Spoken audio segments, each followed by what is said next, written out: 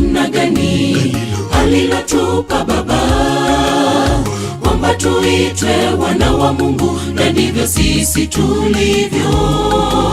Kwa sababu hii ulimwengu wote haututambui, kwa kuwa haukumtambua yeye Mwenyezi aliye juu. Tazameni ni pendo la namna gani alilotupa Baba, kwamba tuitwe wana wa Mungu, na ndivyo sisi tulivyo.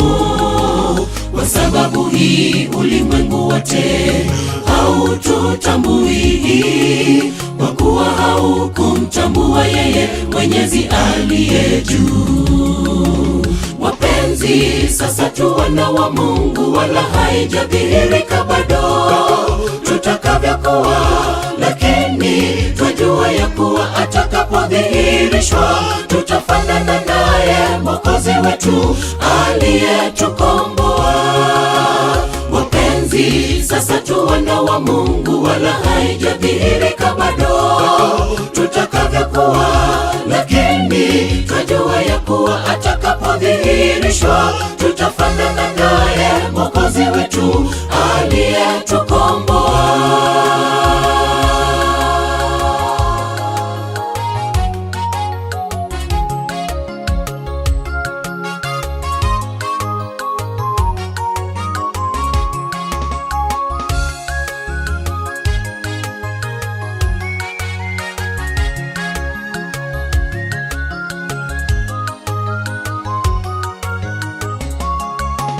Na kila mwenye matumaini haya katika yeye hujitakasa, kama yeye alivyo mtakatifu Mwokozi Yesu aliye juu.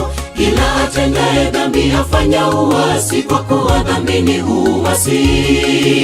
Yeye aliyedhihirishwa hana dhambi, dhambi haimo ndani yake. Na kila mwenye matumaini haya katika yeye hujitakasa, kama yeye alivyo mtakatifu Mwokozi Yesu aliye juu. Kila atendaye dhambi afanya uasi, kwa kuwa dhambi ni uasi. Yeye aliyedhihirishwa hana dhambi, dhambi haimo ndani yake. Wapenzi, sasa tu wana wa Mungu, wala haijadhihirika bado tutakavyokuwa, lakini twajua ya kuwa atakapodhihirishwa tutafanana naye Mwokozi wetu aliyetukomboa.